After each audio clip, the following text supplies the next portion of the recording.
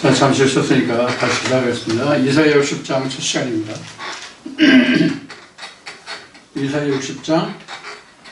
이제 이사야 60장에 이르렀으니까 60, 1, 2, 3, 4, 5, 6 이제 7장 남겨놓고 있어요. 그래도 3월, 4월 중순은 돼야 끝날 것 같네요. 4월 중순. 4월 달까지는 아마 이사야 말씀으로 함께 안 할 것 같습니다. 이사야 끝나면 우리가 좀 마음에 쉽게 받아들이고 같이 사람의 마음으로 감화감동할 수 있는 그런 복음의 말씀으로 시작을 하겠습니다. 자, 60장 보겠습니다. 이사야 60장. 일어나라, 빛을 발하라.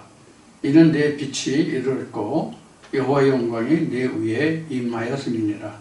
보라, 어두움이 땅을 덮을 것이며 캄캄함이 만민을 가리우려니와 오직 여호와께서 내 위에 임하실 것이며 그 영광이 내 위에 나타나리니 열방은 내 빛으로 열왕은 비치는 내 광명으로 나오리라. 할렐루야. 이 말씀은 좀 해석하기에 좀 사실은 난해한 부분입니다. 왜냐하면 1절, 2절, 3절의 말씀인데 1절과 2절이 서로 상충하고 1절과 2절이 상충하다 보니까 3절 말씀이 더욱더 이상하게 들리는 그런 말씀이 됩니다. 여러분 이사야 60장 이제 읽어보시거나 또 배워보시거나 또는 다른 데서 설교를, 강해를 또는 설교를 들으실 분이 있는지 모르겠지만 이사야 60장은 지금 말씀드린 것 같이 1, 2, 3절이 좀 상충합니다. 특히 2절과 1절이 상충하고 따라서 3절과 상충합니다. 이런 부분을 우리가 어떻게 볼 것이냐 하는 거죠. 어떻게 볼 것이냐 하는 거죠. 그래서 사실은 성경이 그래서 어려운 거예요. 성경에 어려운 부분이 여러 가지가 있지만 우리가 가장 어려운 것이 뭐냐면 지명이 어렵고 그 다음에 사람 이름이 어렵고 그 다음에 이제 가장 진짜 근본적인 것은 해석이 어려운 거죠. 지명이나 인명은 사람이 연구하고 공부해서 지명과 사람 이름은 암기도 할 수 있고 공부할 수 있어요. 그런데 하나님의 숨겨진 그 의도, 하나님의 뜻, 앞 시간에도 내 뜻과 내 뜻이라는 말을 했지만 하나님이 그 숨겨진 의도를 안다고 하는 것은 성경이 말한 대로 사람의 사정을 사람이 알듯이 하나님의 사정을 하나님의 신이 아니면 어떻게 알겠냐 하신 말씀과 같이 하나님의 신으로 조명해 보지 않으면 하나님의 말씀 우리가 알기가 힘들죠. 물론 우리가 하나님의 말씀을 접하는 데에는 여러 가지 많은 툴들이 있어요. 사실 신학을 한 사람들은 특히 잘 알겠지만 성경을 공부하는 여러 가지 툴이 있어요. 지금은 이제 인터넷으로 그 앱이, 그 애플리케이션, 응용 프로그램이 많이 나와 있기 때문에 그런 프로그램들을 활용해서 말씀을 sam고하고 연구하는 분들이 많을 겁니다. 예를 들면 뭐냐면, 우리가 가장 유명한 그 주석이, 칼빈 주석이에요. 요새는 칼빈이, 제가 군생활할 때는 칼빈이 그 개인 소총이, 그 보병들은 M1이 개인 소총이었고, 나머지 그 보병을 제가 나머지 병거는 칼빈이 개인 화기였거든요. 그런 칼빈, 무기 칼빈이 아니고 사람 이름이 칼빈이에요. 칼빈 주석이 가장 많이 알려졌고, 우리가 흔히 들어서 아는 주석서예요. 그러면 이제 성경 앱에 따라서 다르지만, 매튜니, 그 주석도 있고, 각 성경의 그 발행처가 많잖아요. 성경의 발행처가 많은데, 제가 지금 보고 있는 성경은 이 발행처가 뭐냐면 이게 이거 대한성서본가? 보진제, 주식회사 보진제로 되어 있는데 이 성경은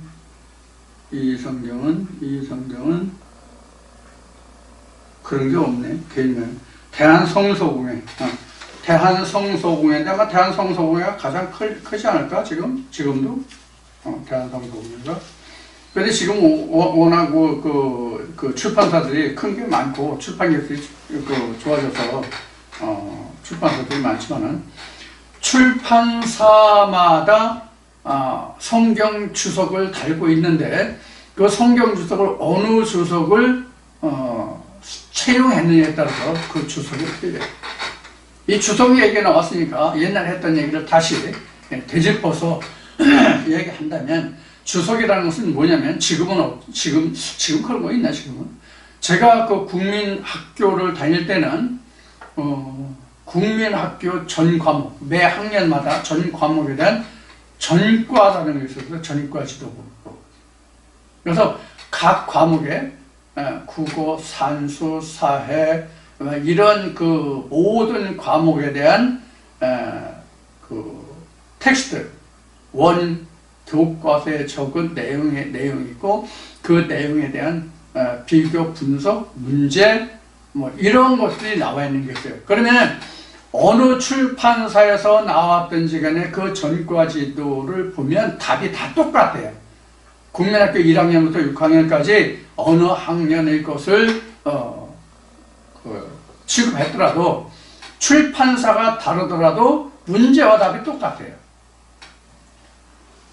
어떤 의미에서 지금 말씀드리냐면 성경도 어느 회사에서 어느 출판사에서 출판했느냐는 다르지만 거기에 싣고 있는 주석은 어느 출판사에서 출판했든지 간에 그 주석은 똑같아야 된다는 얘기를 하고 싶은 거예요.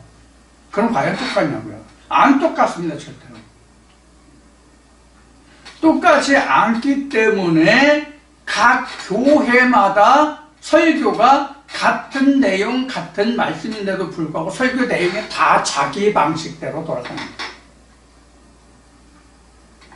그래서 제가 이사야 말씀을 여러분들과 함께 나누면서 한 말이 뭐예요?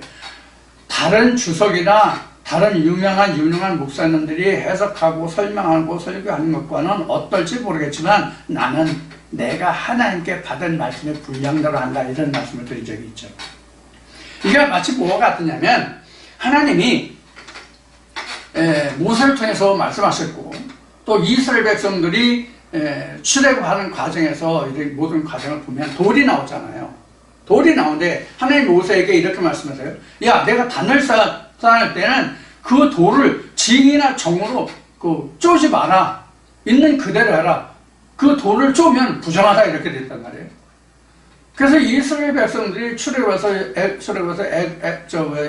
홍해를 건너고 요단강을 건너고 이렇게 했는데 특히 요단강을 건널 때에 이스라엘 백성들이 지파마다 돌을 하나씩 취해서 요단강에 있는 돌을 하나씩 취해서 돌비를 세우겠는데 그 돌비를 깎거나 다듬지 말라고 했거든요. 거기에 다만 흰색만 칠하라고 했단 말이에요.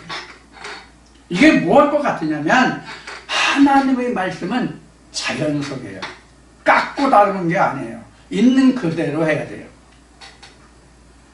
이것이 오늘날 우리가 세상적으로 말하면 이게 매스컴에 해야 할 일이에요. 매스컴이 감당해야 할 일이에요.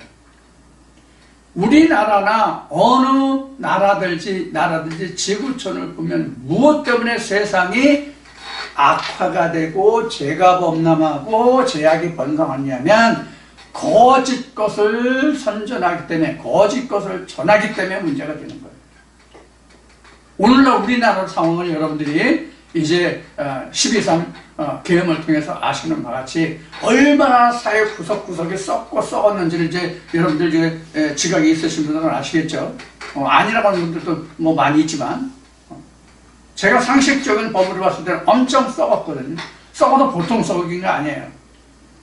검찰, 법원, 경찰 뭐 할 것 없이 다 썩었어요. 행정부 다 썩었어요.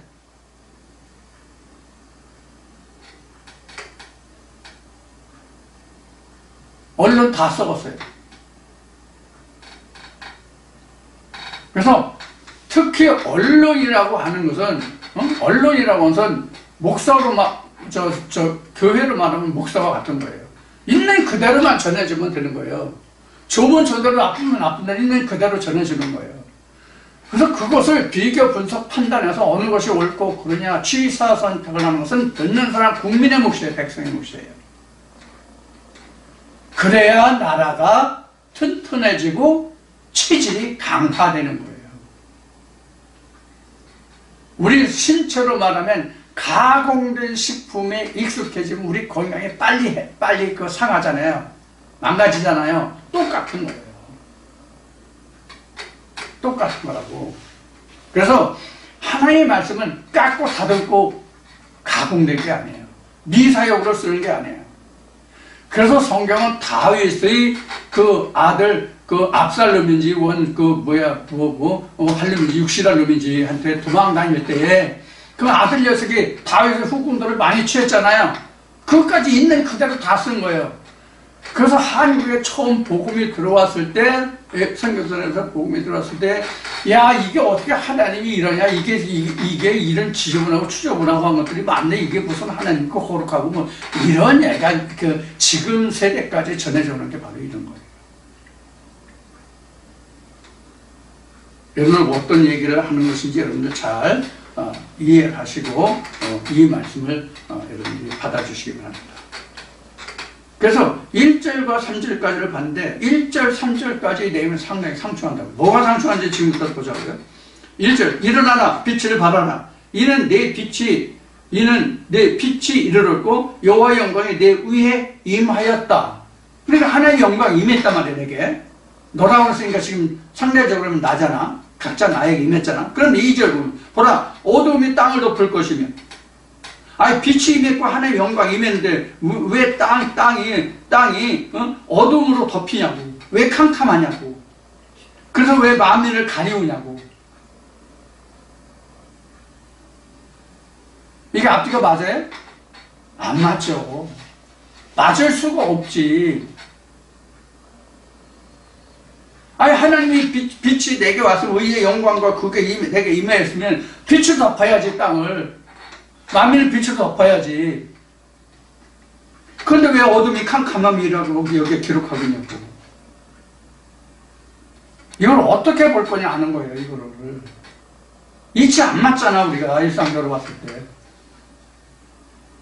마치 이거 같은 거야. 야 너한테 지금 금이 지금 한 톤이 1톤이 내 집에 있는데 그 금이 너한테 그 물질을 쓸 수 있는 것이 아니라 오히려 그것은 너에게 유익이 아니라 너한테 무익한 것이 될 거야. 이런 얘기 같은 거예요. 아, 금 1톤 있으면 지구덩어리를 사고도 남을 거야 아마. 금 1톤 있으면. 근데 너 그거 있으나 마야 소용없어. 그게 오히려 너를 이렇게 하면 말이 되냐고요. 이게 똑같은 이치예요. 이게. 너 병 다 나았는데 너 병 다 나았는데 네가 하던 일이 다 이제 성취됐는데 그거 다 숲으로 돌아갈 거야. 소용없는 거야. 이렇게 얘기하면 말이 맞냐고요. 안 맞잖아요. 근데 지금 성경 분명히 그렇게 기록하고 있단 말이에요. 그리고 이제 3절을 보자고요. 3절 보면 3절이 열강은 내 빛으로 열왕은 비치는 내 광명으로 나오리라. 아니 앞에 2절에서 다 가리워서 다 보이지 않고 나타나지 않는데 어떻게 그 다음에 열방이 빛으로 오고 열왕이 비추는 내 광명으로 나올 수 있냐고. 이미 다 가려졌는데. 그는 1절과 3절은 상당히 하나님의 그 주신 말씀에 긍정적인 굉장히 그 희망적인 소망을 둘 수 있는 그런 말씀인데 2절은 완전히 네거티브잖아요. 그럼 이거 어떻게 앞뒤가 맞냐? 더구나 이게 하나님의 말씀인데. 아, 참 하나님 문법도 모르시고, 글 짜임새에서 그 어떻게 문장을 정리해야 되는지 이걸 모르시냐? 하나님이 그 뼈가 살이 없어서 사람이 쓰는 언어를 잘 이해를 못 하셔서 그런가? 뼈가 살이 없어서 감정과 감성이 없으셔서 그런가? 이렇게 우리가 여러 가지 측면으로 생각해 볼 수 있는 거죠. 그러면 우리가 지금까지 성경을 많이 연구하고 공부하고 말씀을 들었잖아요. 전도서에 있는 말씀같이 너희가 이제까지 많은 것을 들어서 너희가 그 결국을 알지니 책을 많이 쓰고 모임하고 공부하고 피곤할 거이다. 그러니까 네가 마음을 다하고 뜻을 다하면서 내 하나님 여호와의 말씀을 지켜라, 이런 말씀으로 이제 정리가 되잖아요. 그런 말씀으로 정리가 되는데, 자, 우리가 그동안 지금 말씀 그 전도서에 있는 자문에 있는 말씀으로 이제 인용하신 거예요. 우리가 하나님 말씀을 많이 듣고 연구 공부한 하나님 지식을 많이 알아. 그 지식을 총동원해서 지금 이사야 60장의 1, 2, 3절을 해석한다면 어떤 것으로 정의할 수 있어요?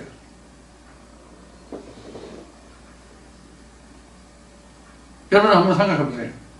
어떤 것으로 정의할 수 있습니까?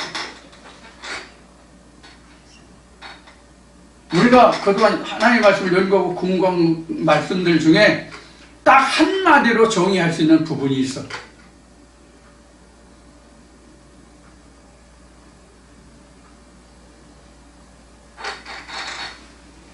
생각 안 나요?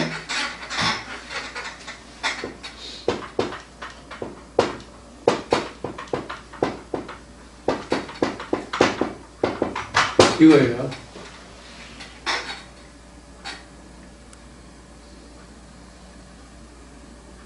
지금 2절은 밤이라고, 1절은 창조라고. 빛이 임했잖아, 지금. 빛이 임해서 빛을 발하라. 내 빛이 이르렀고 여호와의 내 위에 임하였다. 임했잖아. 하나님의 생기가 내게 임하였잖아. 그리고 저녁이 돼야 되잖아. 저녁이 안 지나면 아침이 와야 안 와요? 올 수가 없지. 그래서 하나님은 빛이 아니라고. 빛과 어둠, 그 다음에 빛과 어둠, 빛과 어둠, 빛과 어둠이야. 항상 하나의 말씀은. 지금 이렇게 설명드리면, 이사야 60장 1, 2, 3절은 더 설명할 필요 없어. 더 설명하려면 뭘 설명하냐면, 여기 3절에 보면, 그 열왕과, 그 다음에 열왕이 나오는데, 열방과 열왕이 나오는데, 열방과 열왕은 실제 세상 나라를 얘기하는 게 아니야.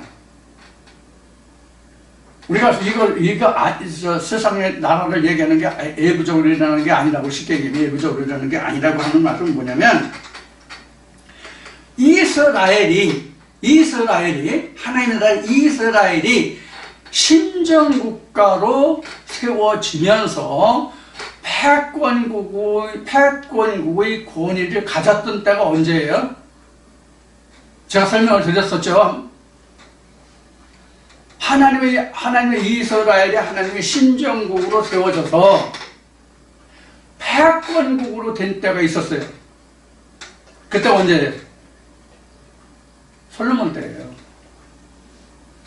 솔로몬 때 열방이 다 이스라엘에 적응을 드렸잖아요. 그럼 우리가 여기서 살펴볼 게 딱 두 가지가 돼요. 두 가지만 살펴보자고요. 뭐냐면 그때 당시에도 이스라엘이라는 나라 외에 다른 나라와 민족들이 많이 있었다는 것.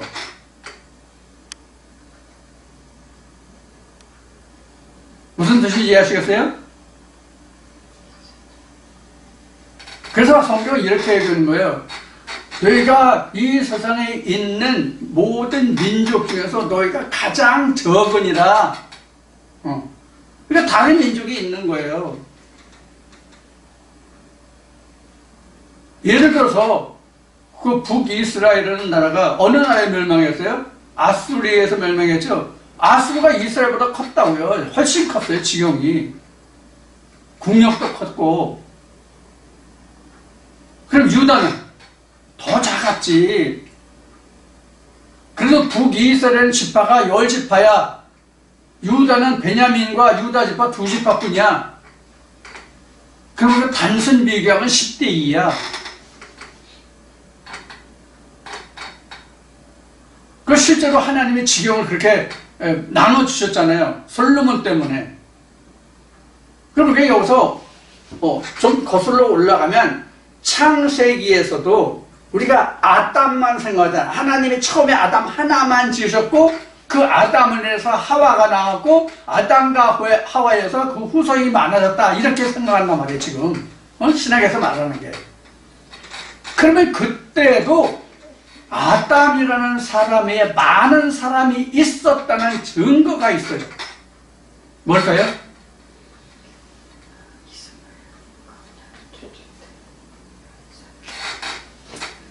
아담이 가인과 아벨을 낳는데 가인이 자기 동생을 죽이고 하나님께 쫓겨나서 유리하는 자가 되잖아요. 그래서 가인이 한 말이 뭐야? 내가 세상에 유리하는 것까지는 좋은데 내가 유리해서 나가면 저들이 나를 죽일 거라는 얘기를 하잖아요. 누가 죽여 지금? 어? 자기 형제 중에 하나인 아벨을 죽여서 자기 혼자 세상 나가에 아무도 없어. 근데 누가 자기를 죽이냐? 이런 것들을 우리는 성경에서 놓치고 있는 거예요. 많은 신학자들이. 그 좋은 머리 가지고. 그러니까 하나님은 머리가 꼭 좋아야 되는 게 아니야. 나같이 좀 돌대가리가 좀 필요해, 성경은. 너무 지식적으로 알려고 하면 안 돼. 물론 하나님 말씀하시기를 하나님은 지식의 하나님이라고 기록되어 있는데 이것은 하나님을 아는 지식을 말하는 거지 세상 지식을 말하는 게 아니란 말이에요. 그래서 제가 글을 쓴 거지, 블로그에 글을 올린 거지, 세상 지식으로는 하나님을 알 방법이 없는 거야. 수제 아니라 영재 아니라 바닷물로 만든 바닷물자라 할지라도 바닷물자가 무슨 뜻으로 얘기하는지 아시겠죠? 자, 그래서 창세기란다. 이사야 60장 1, 2, 3절은 바로 이런 거예요. 우리 모두가 다 이런 과정을 겪는 거예요. 개인이든지 단체든지 교회에서 각 사람이든지 아니면 하나님의 말씀으로 깨달아지는 사람 누구나를 막론하고 이와 같은 과정을 똑같이 겪는 거예요. 하나님이 임해야 그 다음에 자기 안에 어둠이 있는 걸 알아. 그 어둠이 있는 것을 관통해야만 그 다음에 하나님의 영광이 드러나는 거예요. 이게 저녁이 되면 아침이 되는 여째 날이다 이런 거예요. 그래서 창수거예요 지금. 우리가 성경을 보면서 이것이 바로 하나님의 성령의 조명하심이라고 말하는 부분이에요. 그래서 앞에 우리가 그동안 성경 공부를 많이 해서 우리가 하나님의 지식이 있다는 얘기를 그래서 언급한 거고, 그래서 지금 이것을 여러분들이 충분히 이해하실 거예요. 이것을 당시에 이스라엘 백성들로 이스라엘 유다의 그 회복을 보면 유다의 회복을 보면 이제 예루살렘이 중건되고 이스라엘이 하나님의 나라로 세워지잖아요. 그 과정으로 망했던 이스라엘이 중건됨으로 해서 하나님의 영광이 만방의 열방에 드러나는 그런 과정을 언급하고 있는 부분이지만, 실상 이것이 성취되는 것은 하나님의 역사는 세상으로 성취되는 것도 있지만 그보다 먼저 그 성취되는 것이 뭐예요? 각자의 마음에서 세워지는 거거든. 이것이 예수님이 요한복음에서 말하는 이 성전 헐어라, 사람이 지은 세상에 속하는 성전을 헐어라, 내가 사흘 만에 일으키겠다 하는 성전이거든요. 그 성전이 먼저 세워져야 세상의 성전이 이루어지는 거예요, 사실은. 그러나 우리가 여기서 또 하나 착안할 것은 뭐냐면, 세상의 성전은 허물어지고 다시 세워질지라도 각자 마음속에 세워지는 성전은 절대로 한 번 세워지면 다시 허물면 안 돼요. 왜? 눈에 보이는 건물의 성전은 허물었다가도 다시 짓고, 적으니까 또 짓고, 낡으니까 또 짓고 할 수 있지만, 우리 마음속에 세워지는 성전은 한 번 허물으면 다시 세우는 법이 없다고 히브리서는 기록하고 있단 말이에요.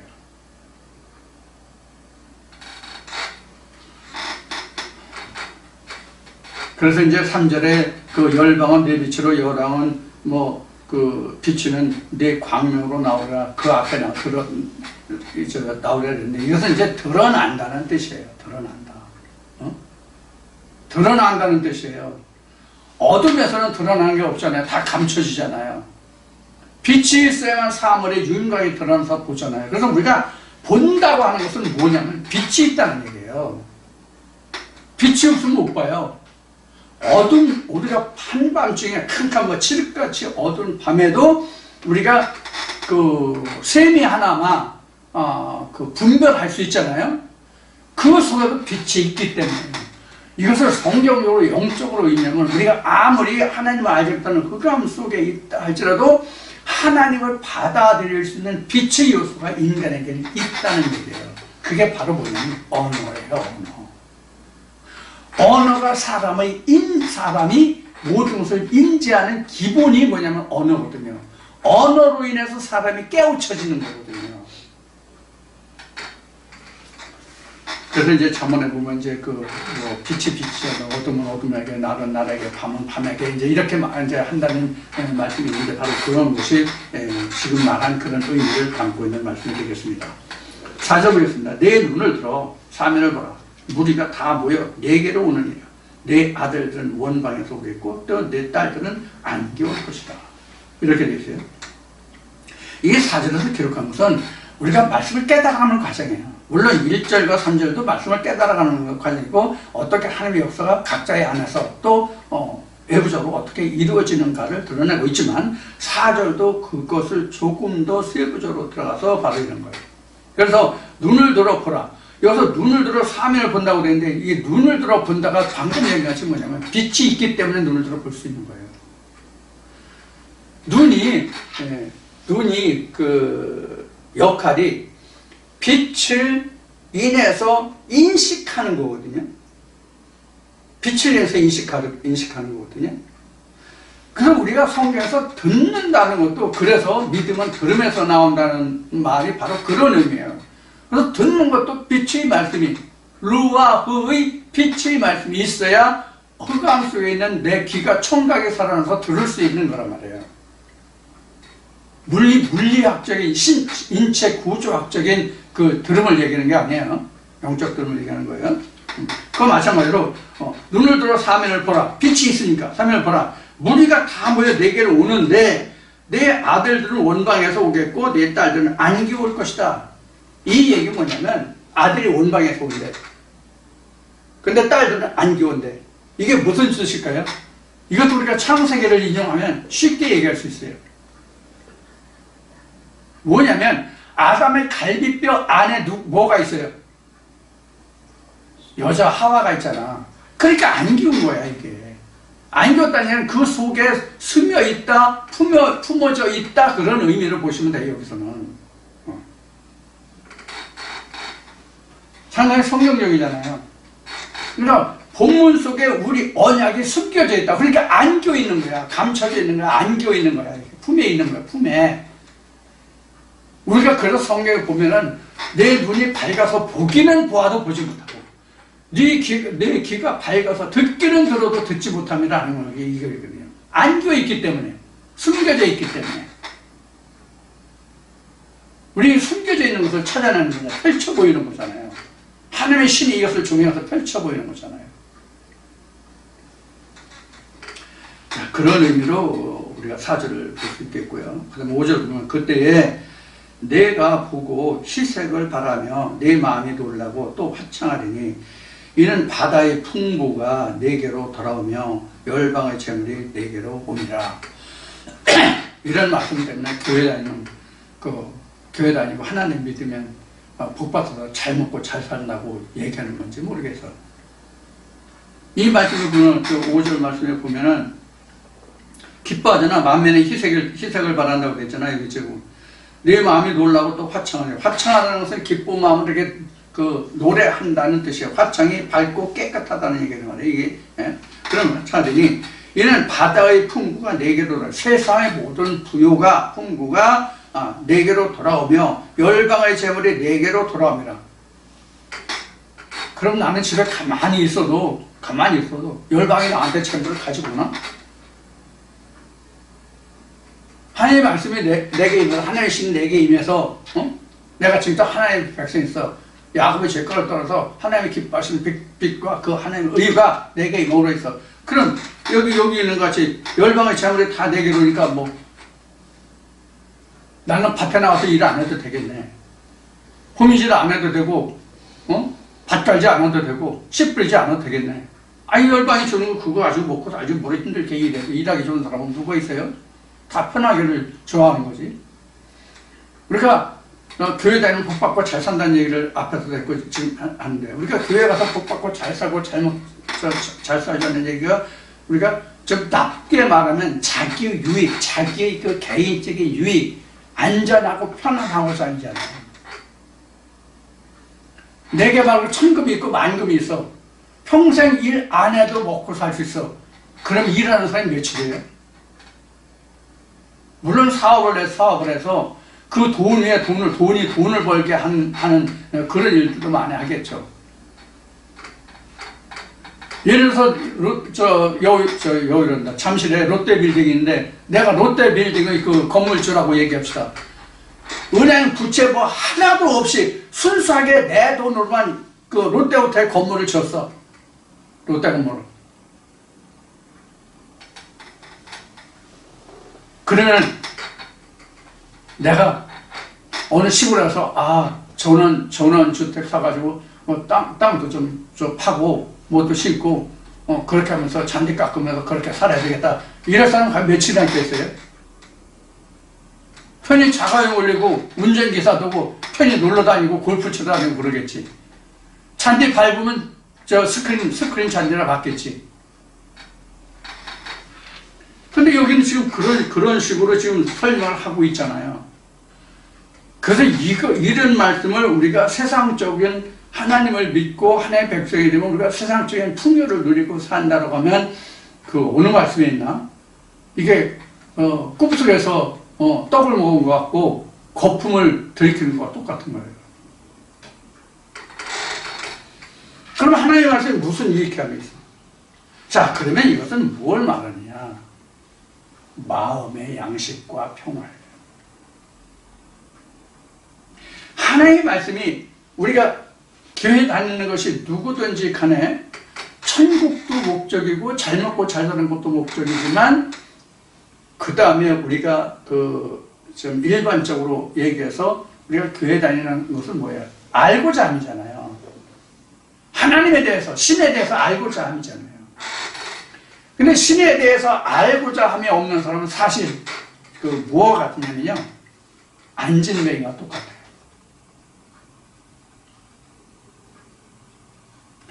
우리가 하나님을, 성경을 알고자 함에 의해서 내가 하나님께로 인도될 수 있는 단초가 되는 것이거든요. 그래서 신앙을 가진 사람이 교회 다니고 절에 다니고 어떤 곳에 가든지 간에, 무당집을 가든지 간에 그냥 다니는 것으로 안 좋은 발전이 없어요. 그래서 시편 말씀에 나를 열심히 찾고 구하는 자에게 내가 나타나리라고 하신 말씀이 바로 그런 거예요. 그런 와중에 그동안 듣고 들었던, 알고 싶었던 내용들이 많이 있잖아. 그것이 여기에서는 다 뭐냐면 그 바다의 그 풍부함이고 그 다음에 열방의 재물이에요. 이게 열방이라는 것은 아직 이스라엘이 되지 않은 주변 국가예요. 그럼 뭐예요? 야곱의 죄권을 떠나지 않은 말씀들이 지금 열방이고 바다라고. 그게 다 내 거가 되잖아요. 여러분들 옛날에 여러분들 교회 다니시면서 습득했던, 체득했던 그러한 것들이 지금 새롭게 변화해서 새로운 말씀으로 쌓여지는, 깨달아지는 그런 것들이 많잖아요. 이게 바로 여러분들 보물이에요. 바다에서 건져지는. 그게 아들과 딸이에요. 그것이 지금 여기 5절에서 기록한 말씀이에요. 그 다음에 이제 거기 보면은 이게 6절이죠. 이제 그 다음에 이제 보면은 6절에 보면 허다한 약대 미디안 에바의 젊은 약대가 내 가운데 편만할 것이며 스바의 사람들은 다 금과 유향을 가지고 와서 여호와의 찬송을 전파할 것이며 그들의 양무리는 다 내게로 모여지고 느바요스의 수양은 내게 공급되고 내 단에 올라 기꺼이 받음이 되리니 내가 내 영광의 집을 영화롭게 하리라. 결국은 그 열방의 예물들이 하나님께 연락되는 그 과정을 얘기해 볼 때 이것의 설명이 뭐냐면 바다의 그 풍부와 그 열방의 재물이거든요. 이게 다 뭐냐, 미디안과 에바와 스바, 게달, 르바야, 이것이 바로 뭐냐면 야곱의 후예들이 아니라 아브라함의 후예이긴 하지만 아브라함의 후처, 그 누구야? 아브라함의 후처? 누구야? 얼른 생각이 안 나네. 아브라함, 그두라. 아브라함 후처 그두라가 있는데 그두라에게 아들이 또 6인가 몇 명이 있어요. 그 시들을 얘기하는 거예요, 이거 다. 응? 그래서 앞에 지금 야곱의 죄과를 그래서 미리 얘기한 거예요. 다 아브라함의 씨가 아니라고 얘기하죠. 아브라함만 해도 그 이삭이 있고 이스마엘이 있잖아요. 이스마엘은 당대의 12방백을 낳아요. 우리 창세기 공부할 때 얘기했잖아. 이스마엘은 당대의 12방백이 나온다고. 그러면 하나님의 방백은 이삭, 야곱 다음에 12지파가 생겨요. 야곱 다음에. 이스마엘은 당대에 12지파가 생겨요. 야곱의 12지파는 아브라함으로부터는 4대에 생겨요. 이것이 앞 시간에 얘기한 하나님이 아브라함에게 가나안 땅을 4대 후 만에 주겠다고 얘기한 것이 바로 이런 거예요. 이런 것들이 다 열방이 되거든. 바다가 되거든, 이것들이. 성경에서 말하는 바다는 실제 바다가 아니에요. 여러분들 창세기 공부하실 때 창세기 지금도 기억하고 계신지 모르겠지만 성경에서 천지창조에서 얘기하는 바다는 그 바다가 아니에요. 완전 쓰레기, 하나님이 지시로 놓은 것을 완전 세상의 쓰레기가 바다예요. 바다가 실제적으로 우리가 세상을 봐도 모든 세상에 오염되고 지저분한 것들이 실개천을 따라서 냇가를 통해서 강을 통해서 그 물들이 넘쳐서 어디로 가요? 바다로 흘러가죠. 바다로 흘러갈 때에 그 바닷물을 정화해 쓰는 게 뭐예요? 뻘이잖아요. 뻘을 거쳐서 바다로 가요. 그래서 뻘이 1차 정화하고 그 다음에 바닷물이 되는데 바닷물이 정화되는 것은 무엇 때문에 썩지 않고 정화되냐면 태풍과 수금이에요. 바닷물도 썩어요. 태풍이 안 일어나면. 자, 이제, 그래서 여기 보면 미디안, 에바, 스바, 게달, 느바야, 이런 나라들 다 이게 열방입니다. 하나님의 분맥성이 아니라는 뜻이에요. 그러면 내게 있어서도 이 열방이라는 거는 내가 여기저기에서 이것저것 해서 벌어들이는 재물이 다 이거 이방의 재물이에요. 그것 중에서 내가 하나님께 상달되는 거잖아요. 생각보다 안 그래요? 하나님이 주셔서 하나님께 드리는 열방의 재물이 있어요? 하나님께 받아서 하나님께 드리는 것은 11조 하나뿐이야. 언약을 쓰고 하나뿐이야. 이해가 되시죠? 무슨 뜻인지. 그래서 여기서 미디안, 에바, 스바, 이런 시족을 아브라함 후에는 미디안이 누가 나서 그 자식의 미디안의 자식이 에바가 되고 이러한 그 설명을 하는 것은 바울이 얘기했듯이 족보를 공부하면 하나도 유익한 것이 없다고 하는 말씀과 똑같아요. 그냥 열방으로 보면 되고 하나님의 백성 아니라 하나님의 백성이 아니면 다 하나님께 그들에게 받아서 하는 거예요. 예를 들어서 이스라엘도 야곱의 12지파가 있지만 레위 지파는 땅의 기업이 없잖아요. 하나님의 기업이잖아요. 그래서 레위 지파가 하나님께 예물을 드리면 나머지 11지파에서 부대된 땅에서 나는 토지 소산물에서 그 토지 소산물의 소재물 중에서 거기서 또 추려서, 그러니까 거제물이 되는 거죠. 드린 것 중에서 다시 그것으로 하나님께 드렸잖아요. 그것과 똑같은 거란 말이에요, 지금. 자, 그러면 이제 이 정도 얘기는 충분히 이해하실 거고, 그래서 7절까지 말씀이 된 거고요. 그 다음에 8절 보겠습니다. 저 구름 같은 비둘기가 그 보금자리로 날아오는 것 같이 날아오는 자들이 누구냐? 곧 소음들이 나를 악마하고 다시스의 배들이 번져 이르되 온 방에서 내 자손과 그 은금을 아울러 싣고 와서 내 하나님 여호와의 이름에 드리려 하며 이스라엘의 거룩한 자에게 드리려 하는 자들이라. 이는 내가 너를 영화롭게 하였습니다. 자, 이것이 이제 우리가 요 부분이 지금 7절부터 8절부터 지금 9절까지가 우리가 세상적으로 얘기하면 믿는 사람의 복이라고 할까, 이제 그런 것들이라고 이제 굳이 그 설명하면 그렇게 말할 수 있는 부분인데, 이 그 8절부터 보면 저 구름같이 비둘기가 보금자리로 날아오는 것 같이 날아오는 자들이 누구냐. 그러니까 하나님의 말씀들이 내게 몰려오는, 그 세상의 모습이 몰려오는 이제 그런 것을 이제 그 의미하고 뜻하는데, 우리가 다시 쓰는 우리가 예수도 얘기했듯이 우리가 성경에서 이제 넘어가서 니느웨와 다시스, 우리가 이제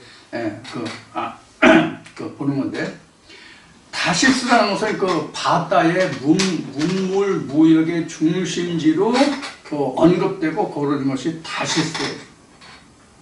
우리가 다시스라는 성경에서 그 사도 바울도 그 다시스로 그 저기 할 때 그 배 풍랑을 만났던 그런 기록이 나오죠. 사도행전에 다시스 맞나?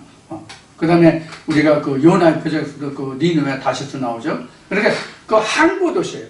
당시엔 물물이 여기 지금 얘기하는 것은 그 산지에서 나는 그런 이제 그 나무 그런 목재나 금은 보석 같은 이런 거 다 얘기하거든요. 그래서 여기서 이제 그 이야기하는 것들이 다 이제 저 8절 9절에서 얘기하는 것들 다 그런 것들이란 말이에요. 그러니까 우리가 하나님께 드려지는 것은 땅에서 나는 소산물만이 아니라 바다에서 나는 것도 뭐 바다 원인이 되지만, 그래서 그 땅과 바다에서 나는 모든 소산물이 다 하나님께 올라가거든요. 그런데 여기서 우리가 한 가지 우리가 분명하게 따지고 우리가 생각해야 될 것은 뭐냐면, 땅이나 바다에서 나는 것은 다 뭐냐면 소재물이에요. 소재물이라고. 소재물이라는 얘기를 지금 왜 하는가 하면은 왜 하는가 하냐면 그 9절 그 말미에 보면 이스라엘의 거룩한 자에게 드리려 하는 자들이라. 이는 내가 너를 영화롭게 하였습니다. 이렇게 돼 있잖아요. 그러니까 이렇게 그 땅에서 나는 것과 바다에서 나는 이 소재물을 하나님께 드려서 하나님께 연락해야 되는데, 그것이 바로 왜 그렇게 될 수 있냐면 이스라엘의 거룩한 자 하나님이잖아요. 하나님의 이스라엘을 드리려 하는 자들인데, 그렇게 할 수 있는 조건이 뭐냐면 영화롭게 했다. 누가? 내가, 하나님. 그 영화롭게 했다는 건 뭐예요? 빛이 씨가 되게 했다는, 빛이 있는 자가 되게 했다는 거거든요.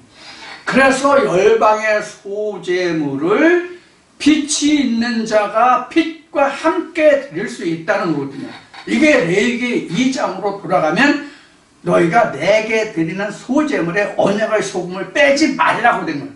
근데 다시 사실 이걸 따지면, 본래적으로 성경으로 설명하면 하나님께 드릴 수 있는 언약의 소금이 있는 자만이 소재물을 드릴 수 있는 거예요. 언약의 소금이 없으면 하나님께 드리는 예물이 하나님 받으시는 예물이 아니에요. 그래서 여기에서 보면은 뭐가 그 답이냐면 영화롭게 했다는 뜻이 있는 거예요. 하나님이 영화롭게 한 자만이 소재물을 소금과 함께 드릴 수 있는 거예요. 그러니까 소금이 없으면 드릴 수 있는 거야. 하나님이 연락을 안 하시는 거예요. 하나님이 받는 예물이 아니라는 얘기란 말이에요. 그래서 우리는 하나님을 섬기는 데서 가장 중요한 것이 뭐냐면, 기본적으로 가져야 되는 것이 뭐냐면 수금이에요. 언약이에요. 하나님의 의의 말씀, 성실, 공의, 공평, 이런 것들이에요. 그것이 없으면 내가 그 무엇을 하나님께 드려도 그건 연락이 안 되는 거예요. 하나님께 연락이 안 된다는 뜻은 어떤 뜻과 또 같으냐면, 내 영이 자라지 않는다는 말과도 같아요. 내가 드린 것이 하나님께 받아들여지고 하나님이 연락하시면 내 영혼이 자라요. 말씀이 자라요. 나라가 왕성해져요. 이게 하나님이 연락하셨다는 증거예요. 그러면 여러분들은 어떡합니까? 그래서 성경은 거짓이 하나도 없는 거예요. 한 말씀도 땅에 떨어지는 것이 없다고 말씀하시는 거예요. 내 말이 내게 응하면, 내게 임하면 반드시 그 말을 성취하시는 말씀이 된다고 하는 게 바로 이런 얘기란 말이에요. 자, 오늘 그래서 이사야 60장 9절까지의 말씀을 살펴보았습니다. 자, 그러면 이사야 말씀은 오늘 여기서 2시간 다 마치고요. 잠시 쉬었다가 여러분들에게 광고 말씀을 하나 전하겠습니다. 잠시 후에 봬요.